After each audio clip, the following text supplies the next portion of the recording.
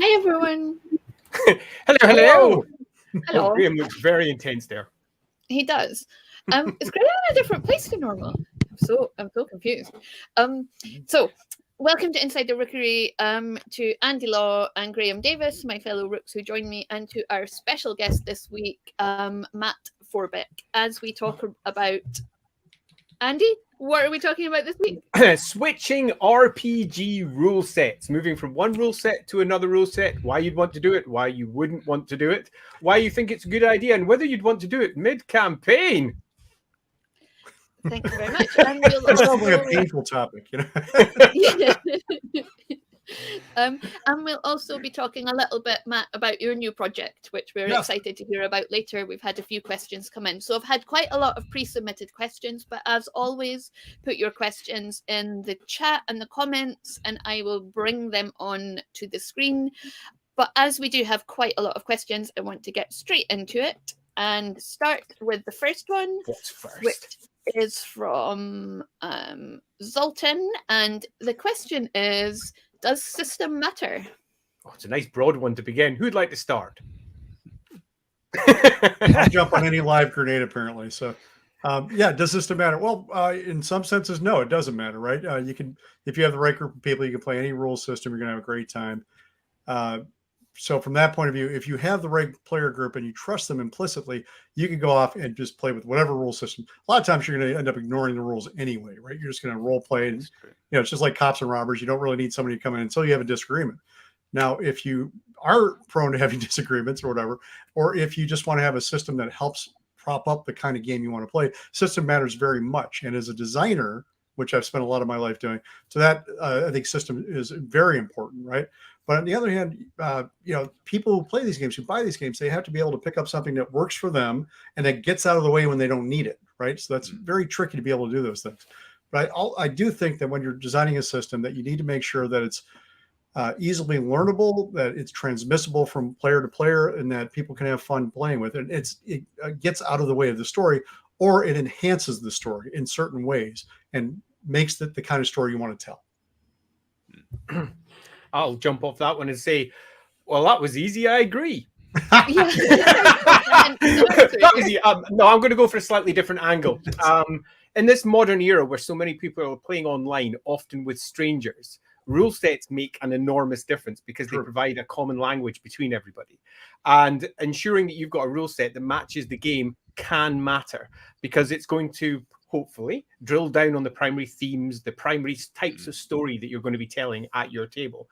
Having said that, though, there's also a very strong argument for almost a commonality of rule systems, something that everybody can jump into, which is where D&D has moved to for a lot of people these days. And having something that everybody can gain access to is important in terms of our online shared spaces just now. And for all those other systems that are satelliting around them, they are less accessible for some than others. So thus, D&D holds a place because of that. I'll also add that over time, and to support what Matt was saying, my own personal preferences have changed significantly. To begin with, when I was young and you were encountering all those different systems, they were all fascinating, and twiddling with them for me was a joy. And trying out what each one did and how it expressed at the table was, for me, as much fun as the games themselves being played. But as I grew older and as I got used to the friends that I was playing with, the system became significantly secondary for many of the experiences that I was playing at my table. But in terms of the designing side, became, if anything, much more important in terms of trying to ensure that you can almost translocate your thoughts and the experiences that you're trying to give to the players and to the GMs or whatever over into somebody else's head, and ensuring that those words do that in as concise a way as possible and in a way that they can then express themselves freely through it. Because ultimately, as he said quite cleanly, when you play at home, you're going to throw out everything you don't like anyway. Right. So system's important, but... So, thank you. Graham, did you want to come in? I was just going to say that, when you're playing, system doesn't matter until it matters. But sometimes the interplay of system and setting gives you something that's maybe greater than the sum of its parts. And I always go back to Vampire the Masquerade with their humanity mechanic, which it brought a key point of the setting through into the rules in a way which we see far too rarely. Hold that thought for later, Graham. I will. There'll be a question. So the next one is, again from Zoltan, a follow-up question. So when creating a new game, how or why does an author decide to go for an original system or use a well-known system like D&D, Savage Worlds, etc.? That's a tricky one. I mean, obviously, that's a tough one. Yeah, well, I think a lot of times it depends on what you're coming at. If you're doing it as a fan or for home stuff or whatever, you're just doing it for your own personal stuff. Often you'll just take what you like and you'll just bolt on bits and pieces from other systems. You'll end up with a blend that works whatever you do. Now, if you're talking about for publication, it's a different thing entirely, right? So you start thinking about, okay, what market am I going at with this? Who are the people most likely going to be able to play this game, or what am I trying to sell? Who am I trying to sell this to? A lot of the time, the answer is people who play D&D. Right, because that's your largest market. The idea that you're going to be able to pull in somebody fresh without them having played Dungeons and Dragons or something similar to it is, especially if you're doing fantasy role playing, is very unlikely. It's not impossible, but unlikely. Whereas, like for instance, my next project besides the one I'm doing right here, I'm working on the Marvel tabletop role playing game, a new one coming out in spring of 2022. And the question is, do you come up with your own system for that? We could have easily just gone and said, okay, let's just do a version of 5e. But 5e doesn't really lend itself to superhero battles in a really gentle way. So that meant we wanted to come up with something else, right? Mm-hmm. As Graham was saying, certain mechanics just really bring out the best in the system. If your game is all about sword play, then a sword fighting combat system is going to be great for that. But if it's about the Hulk knocking the crap out of the Thor, that's not going to do the same thing. Or if it's like Bluebeard's Bride, which is an entirely separate kind of a thing, and you're doing these horror romance stories, or vampire, then you want things that'll lean into that, right? Generic systems are really great if you're just playing around with ideas and settings, but I think you need to have something that, especially for commercial stuff, that leans toward what you're trying to do. Because even though, like I said at the beginning, you're probably not going to bring in a lot of new players that haven't played D&D. With Marvel, for instance, we actually have a really good opportunity to do that. There are going to be people who've never played a role-playing game. We're going to pick this up. So we're kind of trying to skate that line between people who've played Dungeons and Dragons and people who've never played a game like this but love comics and movies and want to get into this kind of thing. So it really depends what you want to do with the game. Sadly, I would say, yes. Yeah, there's definitely a renaissance, though, isn't there, in the industry in terms of people's awareness and the visibility of role-playing games, alongside kind of a nice nexus of the media that we consume, be that through Marvel or through various streaming platforms, lends itself quite well to creating role-playing games. I would say in some ways we're probably in a golden age for geek culture. Certainly it feels that way to me. Oh, absolutely. I would have died to have all this when I was a teenager. Yeah. Totally. And the general view that D&D is somehow stifling the industry, I think, is absolute nonsense. It's spreading it further and further and further into areas that might not have previously been well trod. And Marvel, that's going to open doors.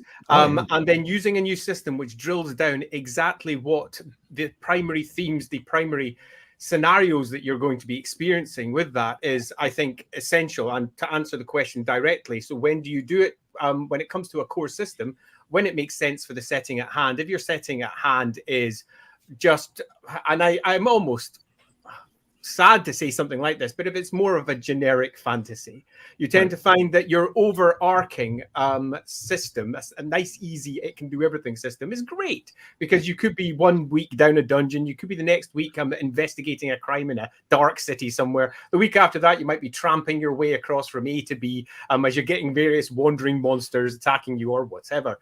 And you need to have a system that can cope with all of these different aspects. But if you're drilling down to telling a specific type of story, that's when you really, as a designer, need to then go, do I want to create something that is specifically designed for this? And do I expose myself to significantly fewer sales because of this?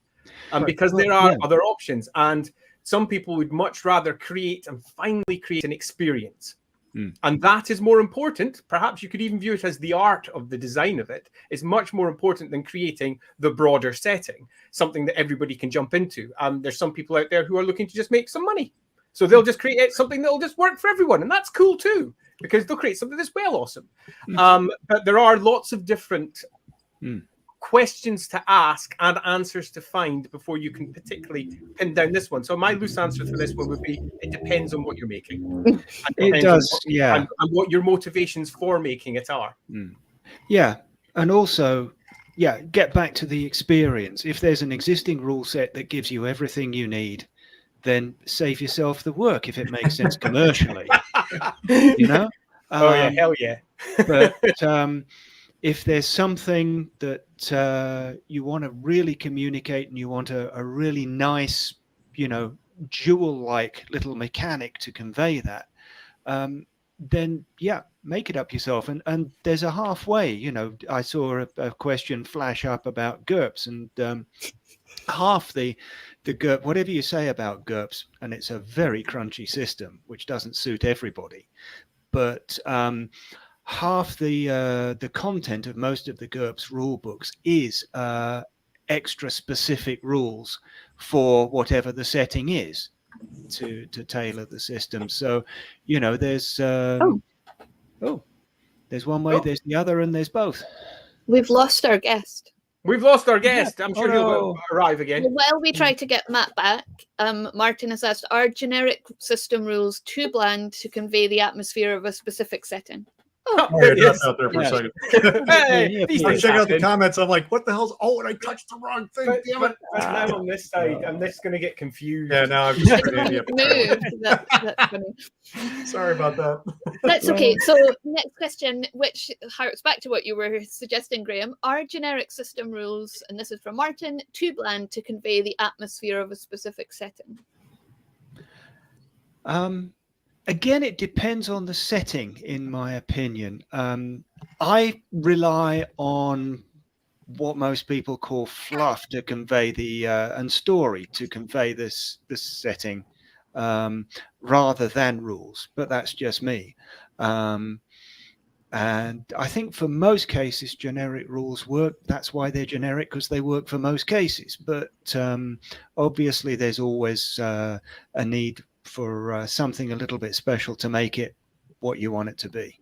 Right. I mean, I think these things, ideally, the fluff and the mechanics or the crunch or whatever, they dovetail together nicely, right? So when you're starting out with something that's a generic rule system, say GURPS, or even if you want to think of 5e as a generic system you can adopt nowadays, and you take that fluff, and then you can come up with ways for them to work together well.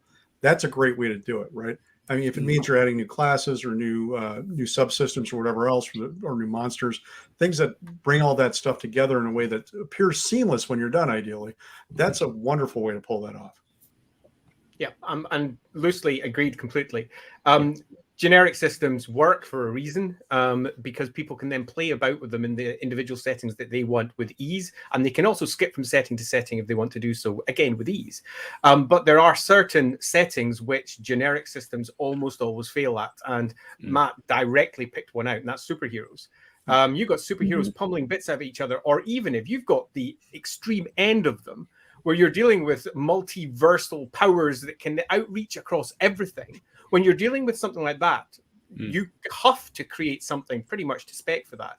And it reaches the point where you look at a generic system and adding blocks on top of it, like a Lego set, or just going, no, I need to build with something different to Lego bricks. I need to be building something that will actually convey this setting uniquely, and you move over to that instead. So again, as a loose one, are generic systems too bland? No, unless. And in some cases, they definitely will be. But in others, perfect. Right. I mean, you could actually look at a couple of systems from the 80s, like GURPS and Champions, right? Champions is originally built as a superhero system, lends itself really well to that, compresses terribly at the low end system, right? Actually, one of my first books I ever wrote was Western Hero, and it was there was a Murphy's Law cartoon they did at one point where they realized that the Scorpion could pick up a safe, run off with it at about the speed of a bicycle, and you couldn't go with a baseball bat, right? Because it's built for a superhero system that, when you think about things smaller than humans, really doesn't work. I mean, even children don't really work in that system. Whereas GURPS, on the other hand, even though they did have GURPS supers, lends itself more to standard human type stuff. And that one you have to expand greatly out at the end to the point where it got ridiculous on the other end. And that's one of the challenges, especially with superhero systems, is how do you put, Batman and Galactus, or even Batman and Superman, or Spider-Man and Galactus in the same world and make that make any sense? And the answer, of course, is the way they do it in comic books is almost always narratively. right? Because Yeah. you can do the mechanics, but at a certain point, they're going to break down, right? Spider-Man shouldn't be able to knock out Galactus no matter how well he happens to roll, right? It's just not going to happen. It's tricky. but it is fun. No, it's fun if he can pull it off, right? I mean, if Spider-Man gets that great roll, he at least ought to be able to get Galactus's attention, right? That's all. Yeah. I've got no. I'll leave off on that until after. Yep. So Martin also asks, as a follow-up, what's more likely to drive your need for swapping in a complete new set of mechanics, more complexity, or looser narrative tools? Man, I always try to avoid more complexity, to be honest with you. Yeah, absolutely. I mean, I think that to a certain extent you answered it, right? It's scaling of power is most likely to mean that you swap. Scaling is one of the biggest issues. I'll jump onto that one. For example, when we're rewriting Warhammer for the 4th edition, scaling was one of the core issues that lay at the heart of almost everything, because it's a system which on a normal day-to-day basis deals with humans, humans investigating things, humans beating up other human-sized things. But then it's Warhammer. So the next day we've got ourselves a giant demon, or we've got ourselves someone like Gotrek with his mighty axe that can kill everything. And you've got to be able to scale all of these things against each other. And also, because it's Warhammer, keep it grim and gritty and make sure that everybody's killable, which is fun. As a thought puzzle and working through the different ways of resolving that. So swapping in a completely new set of mechanics wasn't really an option because it's a new edition of an existing game. So what it is playing with the mechanics that already exist and looking at new inventive ways of bringing them to the table. But although I've lost the question, there was a second half to it. Can you bring that back up, please, just to make sure that Thank you very much. More complexity or looser narrative. For Warhammer, it being a Warhammer game, it was a bit more complexity, but also dropping some of the other complexity. So it wasn't just a zero sum going in one direction. It was all balancing out in the end. But as a personal preference, I generally prefer narrative tools. Narrative tools and ways of expressing the story at the table are personally often much more interesting because the majority of games revolve around the stories that you're telling in the end. So promoting that is a personal preference of mine, if not necessarily a professional thing that I can do given the particular product at hand, but definitely a preference. I've got a question from Roderick. It's quite long. Currently obsessed with a game that's powered by the apocalypse on the ground, but super crunchy in the air, and seems to have a really good balance and flow between the two areas of the game. Do you have any examples where you've bolted on an entirely different rule set to cover half of the time of the game, and it's actually synergized? Synergized, yeah. Synergized. Yeah, I was like, synergized? No, synergized nicely, like a vastly overgrown minigame. Yeah. This is something in my personal games I do a lot, where I will bring in a new rule set to deal with something that the existing rule set doesn't. For example, a big battle. Most rule sets begin to collapse the second you try to do anything more than 1-on-1 or 1-on-3 or 1-on-5 or anything similar. So I'll bring in a completely different rule set to handle that while simultaneously having the role play of the personal stories take the forefront in the middle. So have I done this? Yes. Can it work? Yes. Is it problematic to create entire systems professionally? Yes. That's not something you can generally do if you're going to offer it to other people. Here's our third system that we're going to offer for the campaign this week. Away we go. It's something that can be done to a lesser degree. For example, spot mechanics for spot situations that can then be added on for a particular campaign that you might be running. You might be able to better express that particular situation and add to the rule set that way. But broadly speaking, professionally, no. Personally, yes, repeatedly. Yeah, I think you see that originally. Arms Law was, I think, the first time you ever saw something like that done for Dungeons and Dragons, right? If you want to go way back to the early 80s or whatever, when they said, this combat system isn't complex enough, so we need to make it bigger. And most people are like, "Are you crazy? It's hard enough." But the people who are hardcore gamers and really like that modeling of complexity, they loved it, and it got to so it was Arms Law, and then it moved into Claw Law when the monsters came along, and Spell Law when the wizards came along, and suddenly became Rollmaster, and actually went from being a D&D add-on to its entire own system, and then was used as the first Middle-earth role-playing game system, a cut-down version of it. So that's something where somebody decided to take something that was actually much more complex than the original, bolt it on, and then watch it evolve into something, and then trim it back down again to become this game that ran for a decade or more actually, and kind of held up Middle Earth back when nobody was doing anything with it, especially in games. Yeah, that's true. Yeah, and back to Warhammer, Warhammer Fantasy Roleplay, its origin was as a supplement for Warhammer Battle. Right. And they were supposed to use all of the same systems.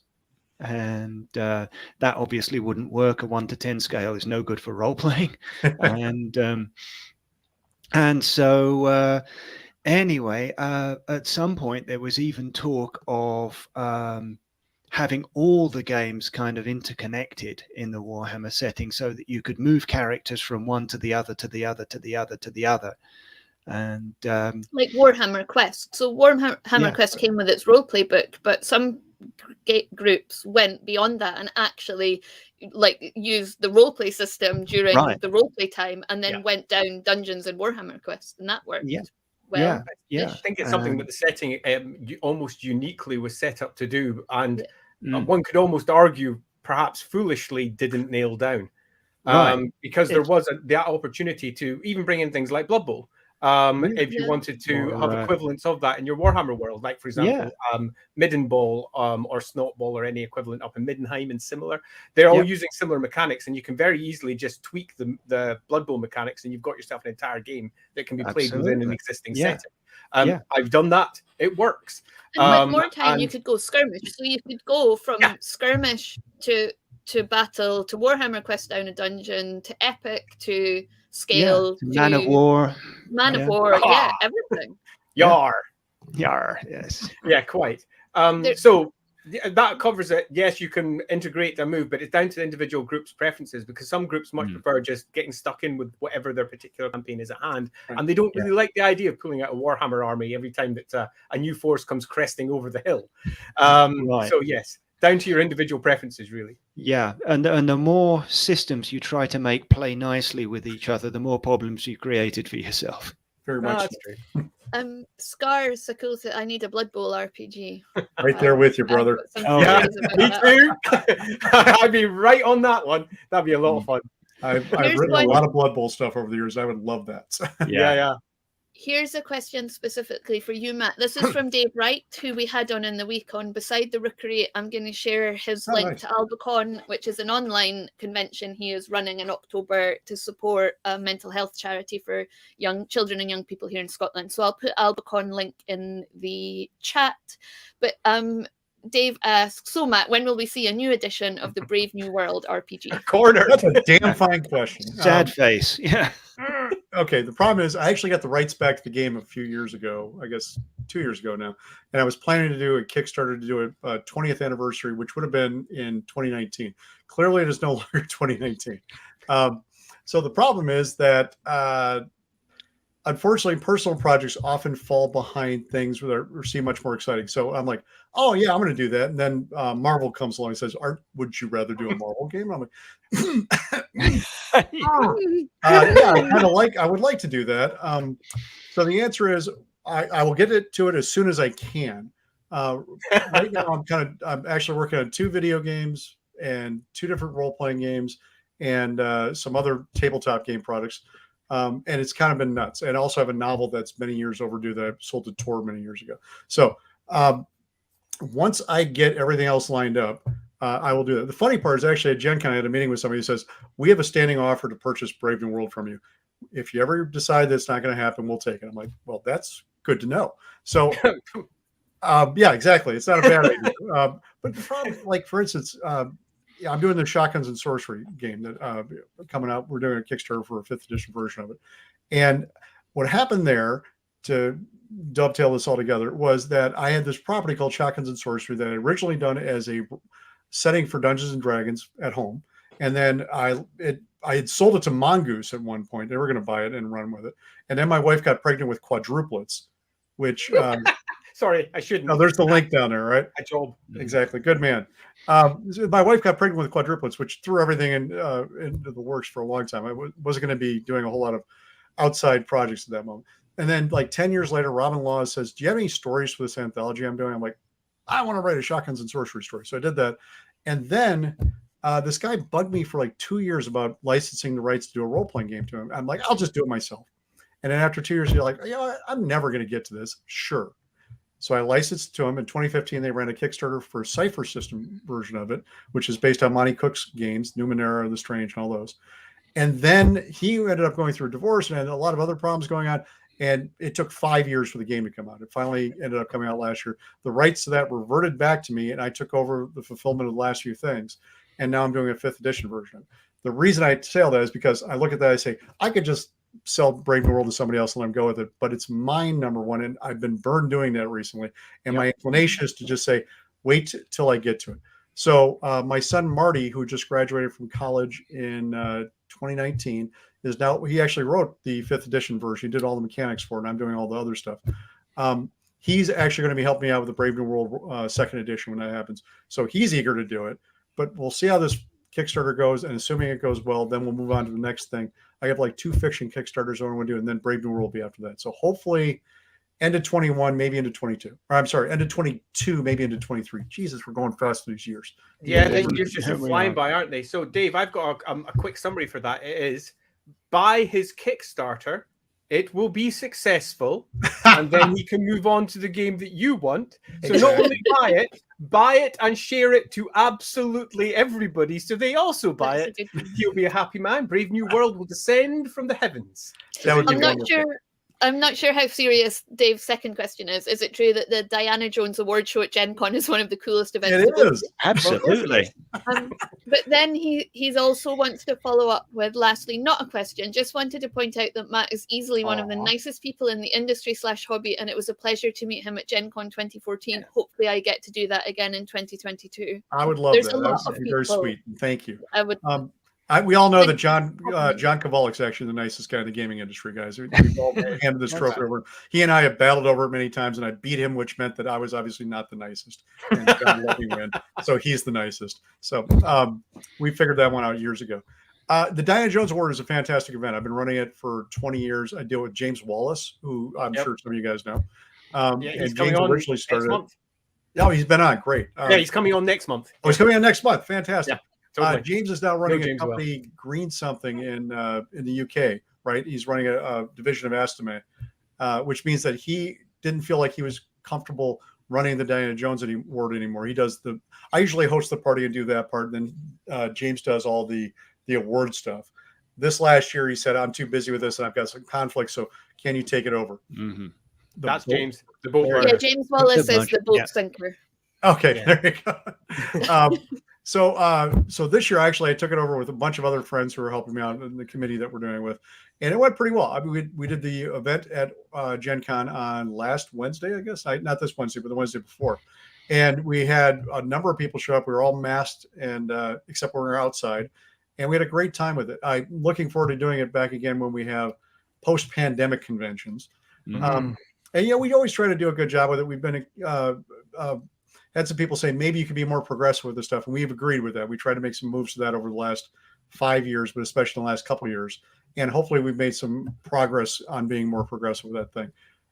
Just trying to recognize other people that we hadn't done traditionally, right? And include more people in our group that we hadn't done traditionally. Because it really started out as a group of, like, I don't even know, a dozen of James's friends 20 years ago on a mailing list. And none of us were taking it too seriously back then. It was just a bunch of guys who should have been, if we'd been at a pub, it would have been the same thing, right? Yeah. But now 21 years on, people are taking it more seriously. We're like, yeah, we probably should take it more seriously too. We have been for some time now, and trying to be a bit more regular about it. We're actually talking about incorporating as a nonprofit organization, believe it or not, because we started something last year called the Diana Jones Award Emerging Designer Program, where we find people who've only been being published like the last 2 or 3 years and say, wow, these are amazing people. Let's get them a scholarship essentially to go to Gen Con.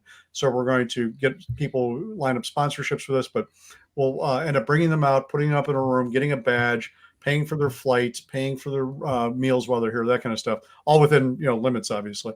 And we ended up having one person. It was Jian Shim, who's a fantastic young designer, who's done a lot of amazing things, came out this year, but unfortunately couldn't make it to the show because of the pandemic. In fact, none of the 4 finalists were able to make it to the show because of the pandemic. We'll have Jian in next year and give her that scholarship, and we're hoping to add more people to that next year as well. So we're trying to make it more professionalized and more useful and helpful, I think, are probably the things we're doing. Because again, it shouldn't just be a lark with a bunch of people in a bar handing out a trophy. We're trying to do Sounds amazing. The award or the scholarship to get people to come to Gen Con is so important. So in my other jobs, I run a gender network for a big UK bank, and one of the things that people tell us is that they don't know whether they're welcome. So having someone reach out to you and say, like, come in, the door is open, is such a powerful thing. And really, so I applaud you for doing that. Exactly. And we've tried to listen to people about this. The guy we brought in was Camden Wright, who was one of our honorees last year. When we tried to, we were trying to honor Black excellence in gaming, which, there was a big conversation about that, and it was kind of nuts. But Camden was one of the honorees, and at first he wasn't so excited about joining us, but then I said, Camden, would you be willing to take on this particular project, the Emerging Designer Award? And man, the guy's got such a great attitude about him. He's got so much experience doing this stuff with other conventions. He's done so many amazing things that I trust him implicitly with this stuff. And he's been so fantastic for running it. So really a big shout out to Camden for doing that. But again, I, as your straight white cishet dude, is probably not the person to be doing this kind of stuff, but I want to be in partnership with people doing these things, right? I want to use what tiny amounts of power we may have in this tiny industry that we run, privilege. And try to bring people in, right? To use that privilege to help out other people.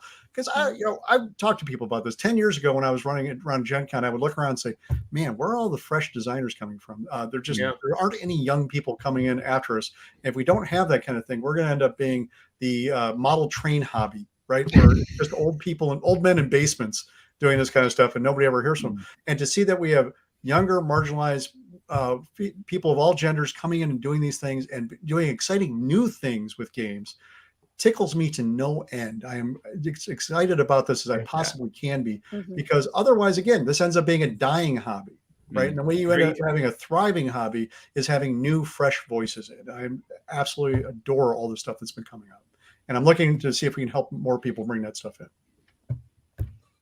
Right. I shall find a question that's coming in the comments. So what are your views on multiple systems for one setting? Does it work? What doesn't? I'm here thinking of Dark Heresy, Only War, Rogue Trader, Black Crusades, Death Watch for Warhammer 40k. Forgot Space Hulk.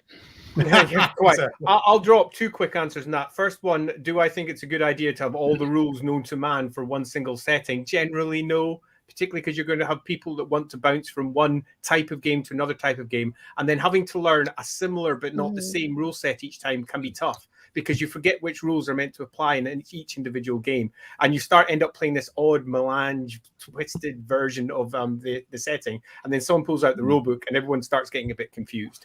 Particularly if you've got anyone that likes to follow rules. So broadly speaking on that one, it wouldn't be my preference, but I understand how it can happen. On the other flip side, I've often used as an actual narrative tool changing of systems during campaign. For example, if you're playing in a setting that has, say, a multiverse aspect to it, where there's more than one universe, changing the very rule set that underpins the characters as they shift from one thing to another can massively impact how the whole tone of that game appears at the table. Equally, you can have individual small mechanics change to show that individuals are capable of twisting reality around them.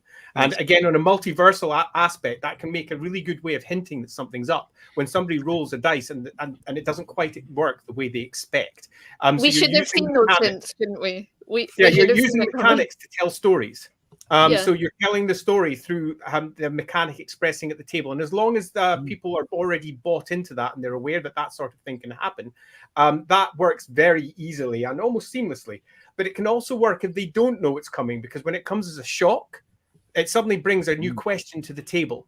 And the people at the table start asking what's going on, why is this happening? And as the story progresses and the answers begin to unfold and appear, you can use the mechanics to be a part of the slowly but surely unfolding awareness that you are not alone, for example. There is something else at work here. Works very well for your multiversal versions, or for, in say, games like Warhammer, where you have, say, a Lord of Change, a great demon that can literally twist fate around it. Having the mechanics change as one of those is in situ It can be the first hint that something is wrong.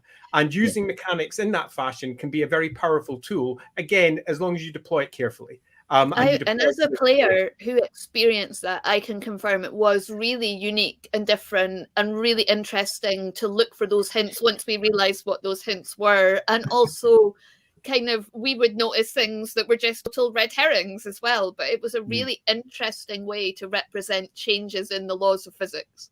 Nice. Yeah, can be a matter of viewpoint as well. I mean, as we were talking about Warhammer Fantasy, arguably, you only need one system for, say, Warhammer Fantasy Roleplay, Warhammer Quest, and Mordheim, because it's the same scale, the same. Whereas you might need a separate system for Warhammer Fantasy Battle, indeed you would, and another one for, say, Warmaster Epic Scale.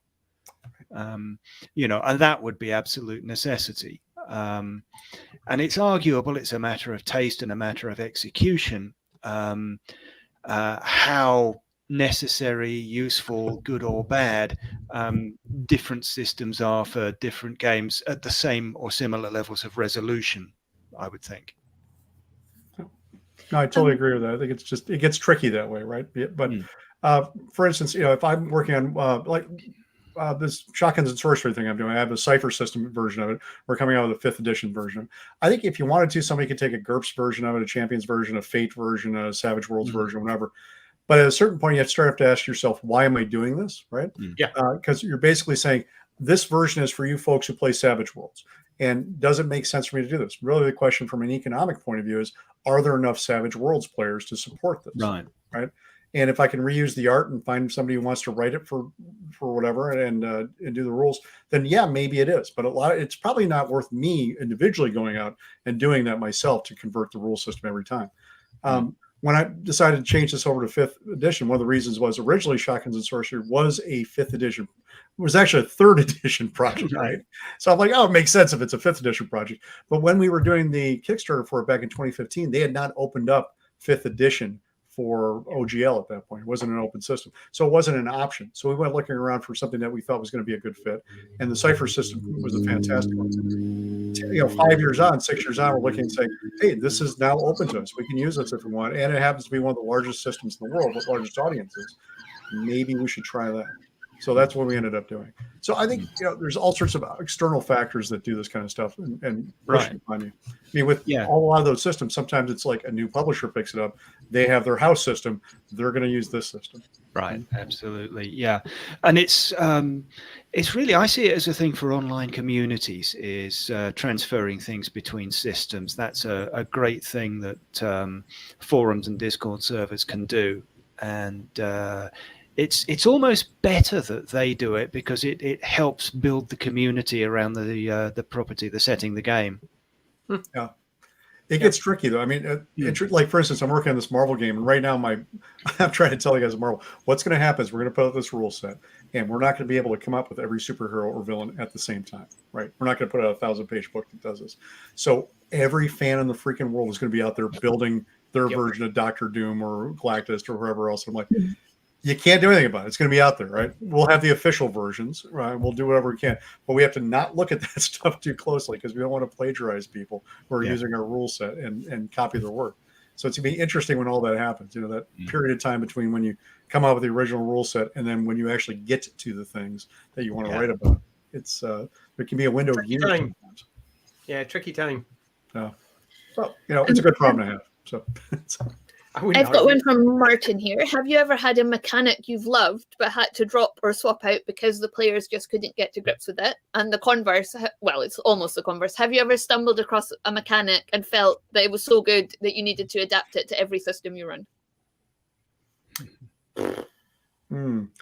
I had a mechanic I used in a game called Dracula's Revenge, which was this really interesting, innovative initiative mechanic. It was kind of like Space Hulk with vampires, right? And I'm like, oh, there's this card-based initiative mechanic that's going to be fantastic.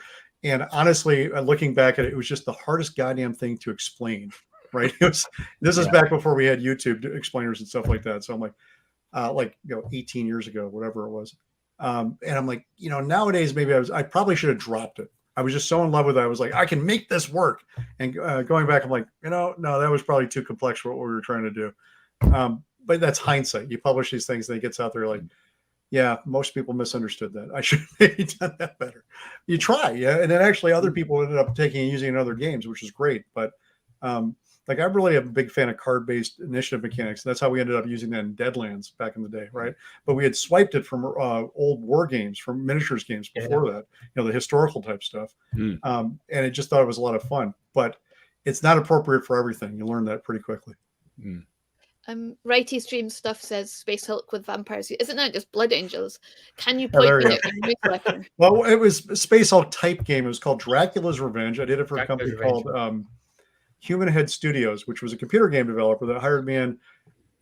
The only reason I took the job, and these guys know this, is for the health insurance because my quadruplets had just been born, right? And I'm like, and my wife is not going to be working. I need some way to make sure that these kids don't, I have 4 preemies in the house now. I need to make sure they don't die. So I'm going to go take a job while my wife is helping with the kids. And I ended up working for Human Head Studios in Madison, Wisconsin, about an hour north of me for 20 months. And the moment my wife started scratching, going, God, I really want to go back to work. I'm like, I'm quitting. Your school social worker will be 14 months from now, but we have this thing called Cobra where I can pay the health insurance premiums myself for the next 18 months. I'm doing this and going back to what I was doing. But while I was there, I worked on this game called Dracula's Revenge, which I'd actually originally sold to Grenadier Hobbies back in 1992 or something like that. And then they folded and the rights reverted to me. And then it ended up being published with our partners at Green Ronin, right? So that came out back in like 95 or something like that. No, 2005. It must have been about 2000. Yeah. 2003, 2005, something like that. So, so that's a game, don't throw your ideas away, guys, because they always come back later. I had that game in a box, like a stationary box for like 10 years and then ended up reselling it again. So just kind of fun. Totally. I'm sadly going to have a very boring answer for this one because whenever I have a mechanic that I love, I tend to playtest it extensively on my players, and even they are generally quick to point out when something's not working, and we then move on and try out something new. I'm quick to ditch and quick to move on, while simultaneously super stubborn over things that I particularly like. It's not a good combo of traits. But when it comes to doing anything professionally, by the time it reaches that point, you tend to find that all of the hard edges have been removed. And it's hopefully by that point nice and smooth. And I'm always for ditching over keeping generally. We discussed this in some of the previous ones where, kill your darlings, that you've got to look at them and you've got to say, look, I really love this, but, and then just uplift and move out. And equally, stumble across mechanics I felt I need to adapt every system. No, not really. I generally found that depending on what I'm working on, depends on what comes to the fore. I'm quite happy bouncing from one thing to another thing to another thing, and don't necessarily take all the baggage with it each time unless it's a baggage that comes hand in hand with the system, because then you've got something that you need to write to.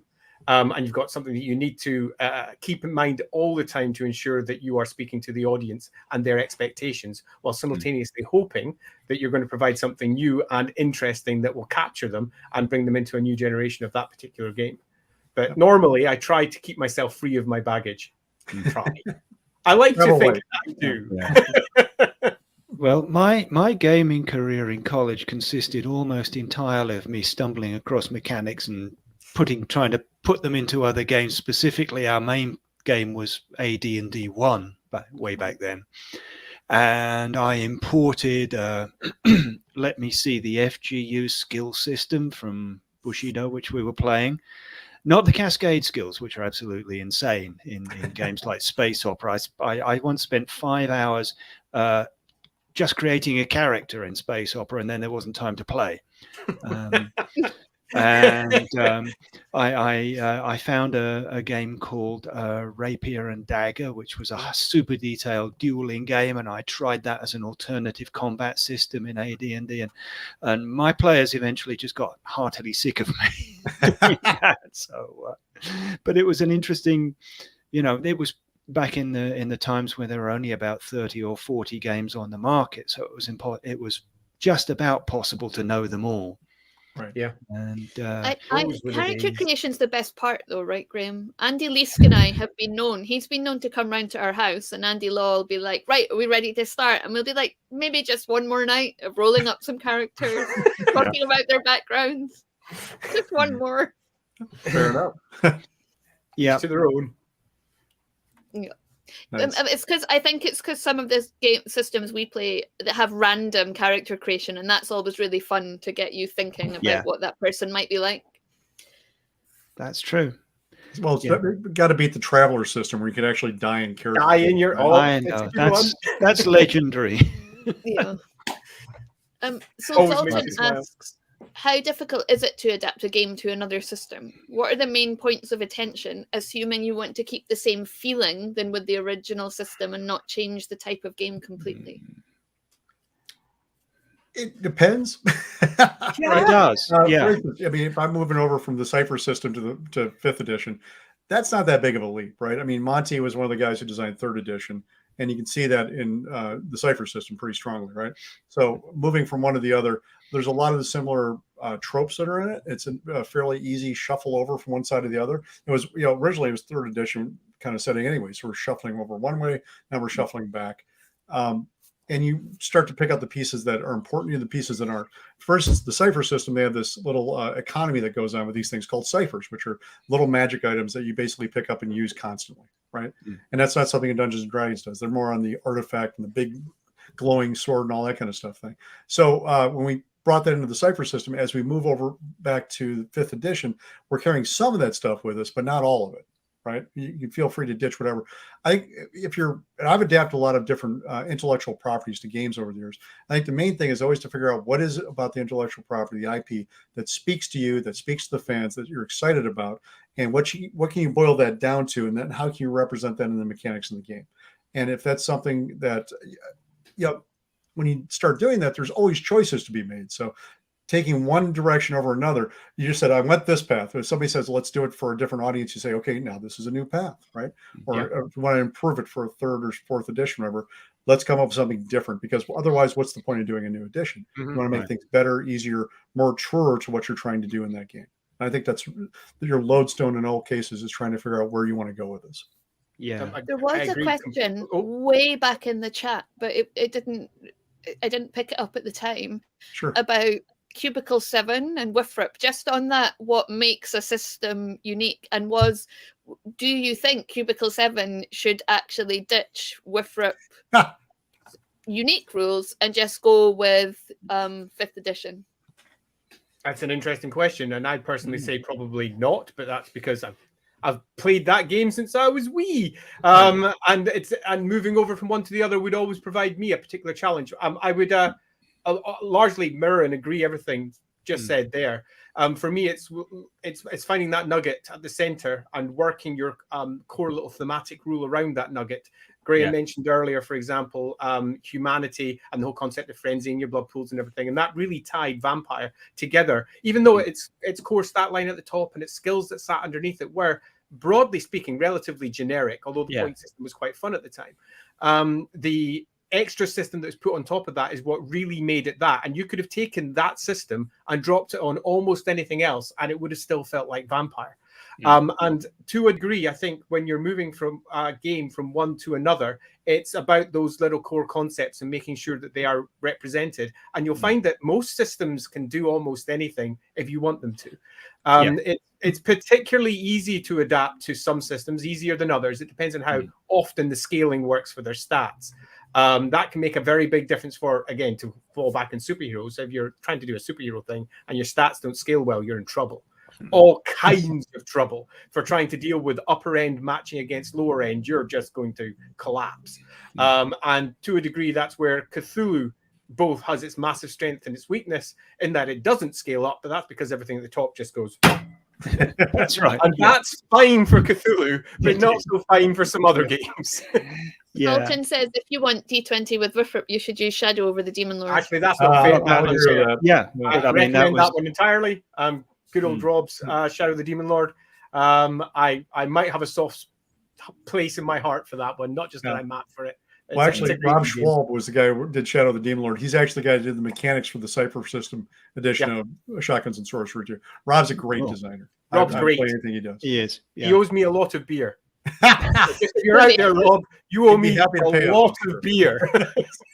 You got to go to Tennessee to collect them. Yeah.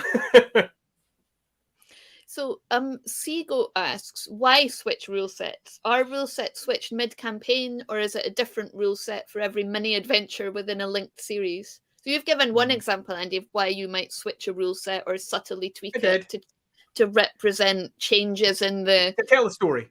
And that would be one reason, to tell a story. Mm. And that would be, I think, my primary answer for this one. Why switch rule set if you're running within a single campaign? It would be to tell a story with it. Admittedly, if your players are not enjoying one system, they think another system would be better and you can uplift and move over. That's a slightly different situation. That's a matter of we're not getting on with one game. Let's try a different game. And that's not really a discussion on the rules themselves per se. That's just more you have preferences. And that's one reason, of course. But in terms of doing it for a conscious reason, for me, one of the strongest reasons would be to properly service the story at hand. Right. Mm-hmm. I've seen people do this kind of thing with Dungeons and Dragons too over the years, right? They'll say, well, I started out in first edition or AD&D, and now I'm going to move into second edition. I'll just convert my characters over. I'll do it for third edition, fourth, whatever. So that's another reason why people want to move. You don't have to, obviously. I mean, if you're playing first edition or even, white box Dungeons and Dragons, the game still works, right? Oh, yeah.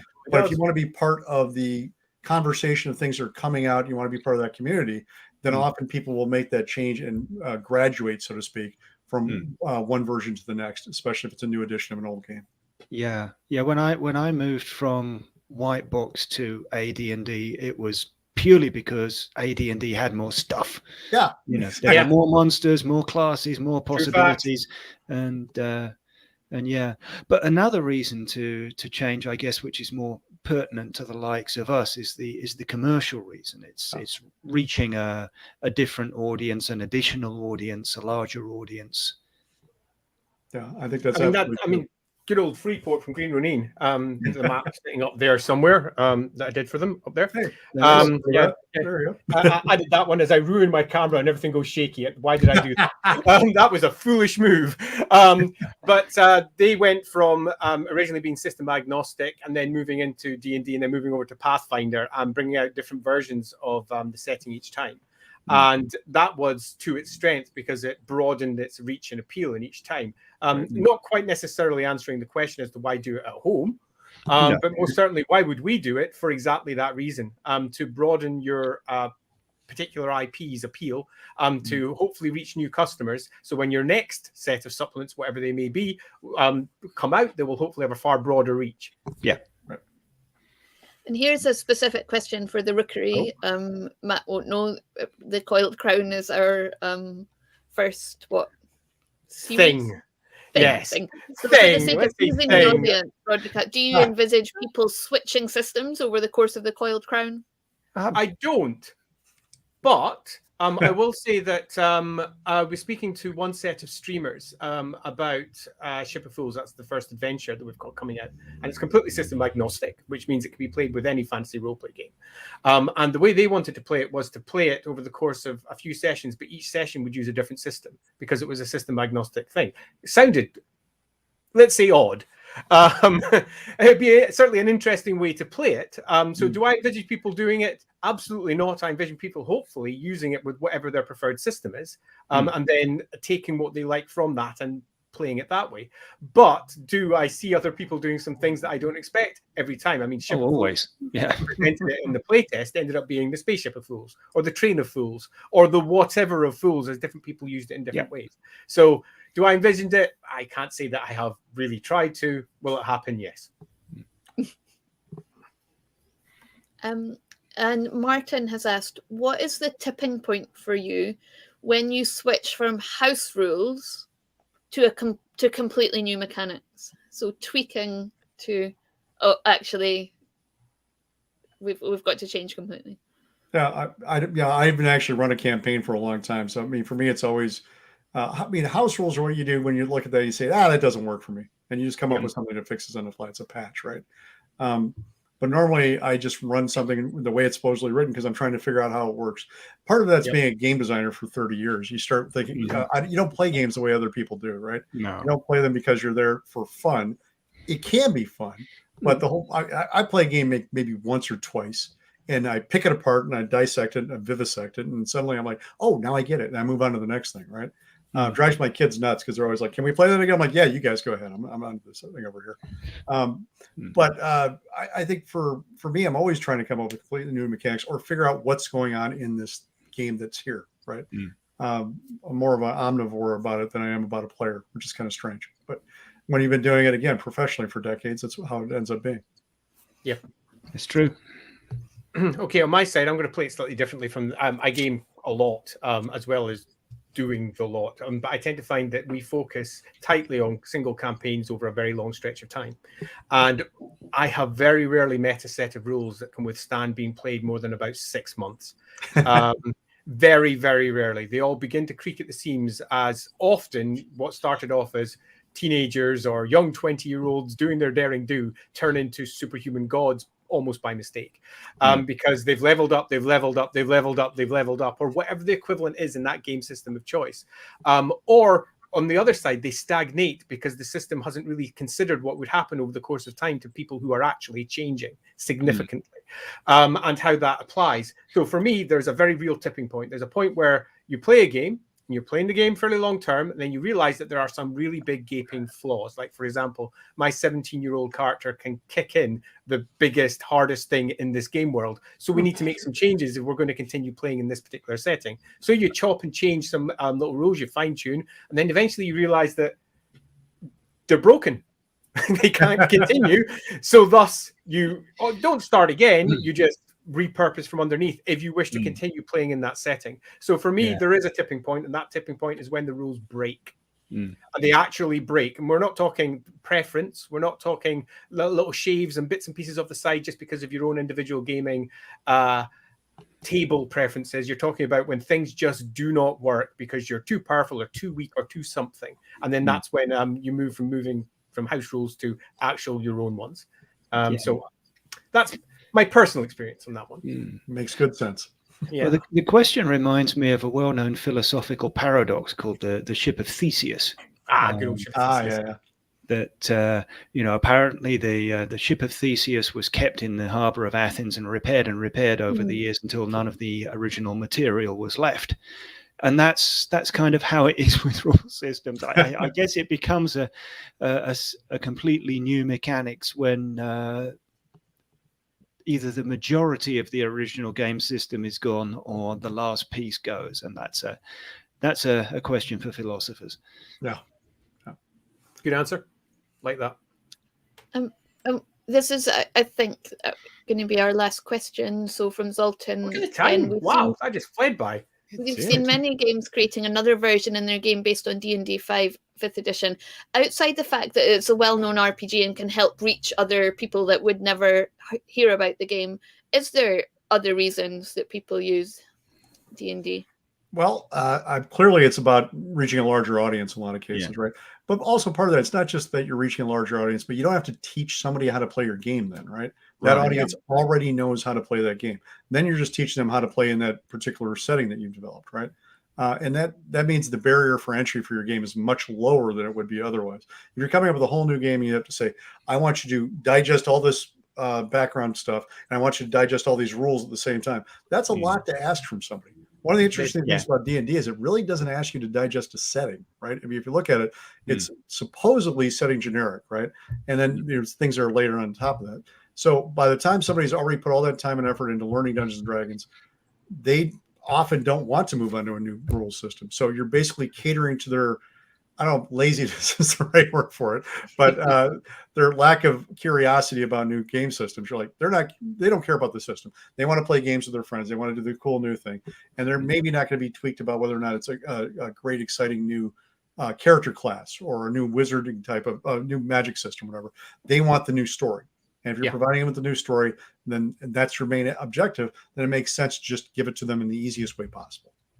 Yeah, the Rango of Arg says that is the right word. I think they mean laziness, but actually, I'm one of those people. I just don't care about systems very much. Andy cares a lot about systems, and I do talk to him about systems, and I troubleshoot systems with him. But fundamentally, when I'm playing the game, I don't really care. Right. Like I just want to play the game. I just want to hear the story and be part of the story. So I kind of think that laziness. Is it laziness, or are people time poor and they just want to have fun? That's true. I mean, and you build a muscle memory about these things too. Like, I know I have to pick up the die at this point and roll this, and we're all excited about it. But if I have to learn a whole new system, I'm not sure what I'm supposed to be excited about or what I'm supposed to be paying attention to. Yeah, exactly. You know, that makes sense. I'll add the thing you already know. Yeah, I'll add a couple of little tiny extras on top of that. People are time poor, and people are also very stressed just now. So it's bringing out an awful lot of close to your chest, the things that you enjoy. So moving on to other things can sometimes be a bit more difficult just now than they would be normally. So I'd say there's a good reason there, because it's something that's a comfort food almost. It's something that you can easily bring yourself into. And as a second little extra, there are just some settings that work very well with a high heroic style D&D play. And those settings shine with those rules. So it's a very good reason to try and convert those particular settings to the D&D 5 rule set, because they will glisten like gold and they will look really good and they'll be super polished. And you've got a rule set that not only does everyone know is already hopefully as well balanced as it's going to be in its current iteration. And why wouldn't you do that for settings where that particularly fits? I see no reason why not. I think that's a great idea. So one thing I just want to loop back around to, and that is what you were talking about earlier, Matt. So my experience as a teenage girl coming into role playing, I'd been involved before, was that it was, to a certain extent, there was gatekeeping. And I felt stupid when I didn't know the mechanics. And sometimes you were made to feel stupid. So I think why sometimes the mechanics themselves can be a barrier to that door being open to people who just want to come in and tell stories and listen to stories. And so if you're going to say to them, oh, well, we did, 5th edition last week, but this week I'm going to make you learn a whole new one, for people who already feel a little bit embarrassed that, like, I can't remember the rule and I can't remember what I need to roll, that's just something else that makes you want to withdraw and not feel part of that group. Exactly. No, I totally get that as well. I mean, again, especially when you're starting out with stuff, being comfortable with it is a very important thing, especially if you're playing with people you don't know very well, right? If you're playing with people you know and trust and who care about you, that's not going to be an issue, obviously. But if you're playing at conventions or with people you're just meeting, having something where you can say, yes, I actually do have some mastery of this, or at least I feel competent using it and don't want to actually trip over the same stuff I had to trip over last time doing this, I can totally see why that would be a big selling point to people, right? And again, the question is, if this is a setting that works perfectly well with a system that everybody already knows, what's the point of the other rule set, right? Why should I have to sit down and learn a whole new set of rules to be able to play your game? Now, if you've got a compelling answer to that, then great. But not everybody does. And with Shotguns and Sorcery, for instance, I'm like, well, the reason at the time is because this we thought was the best system that was available for us to use without coming up with a whole new system, which we could have well done. But again, why come up with another generic fantasy role-playing system when there's so many great ones out there? And force that on other people, right? Whereas now that we have access to D&D, I'm like, makes sense. Use a system that people already know, give them the setting that we think is going to make it shine and glow, and let them have fun with it. And why reduce the number of barriers between people and their fun, which is always absolutely right. Yeah, absolutely. And we come round, as Seagoat says, the indisputable Seagoat, we are going back to one of the first questions then. Does system matter? If it's all about the story, at the end of the day, it shouldn't matter the rules used. And that's what your very first answer was, wasn't it, Matt? But when we were in the playground, we didn't need rules. But you come to a point where you do need rules to tell you what happens. Right. But and I think there's some games that are really good with story. Like Fiasco is a great example of it, right? Fiasco is a game that just the rules is really not a traditional role-playing game in the sense that a lot of us think about it with a game master and everything else. But Fiasco is a game where the rules really do lean into the story really hard, right? And if you want to tell that kind of story, it's probably one of the best systems for telling basically Coen Brothers stories of, violent people with poor impulse control. So not Yeah. murder hobos, but an entirely different thing. But Yeah. so I think rules can matter very desperately for what you're doing. Yeah. But I think in a lot of cases, if you don't have to learn a whole new system, why put yourself through that? Yeah. Yep. Yeah. My view is that the rules must serve the story, therefore they must be adequate to the story's needs. And that, I think, is the only reason the rules matter. Nice On line that to same conclude sort of with. point, Yeah. Yes, that brings us exactly. to a close. I would just like to say, Matt, thank you so much Oh, for thank you being a guys so much amazing for guest. having me on. It was a great time.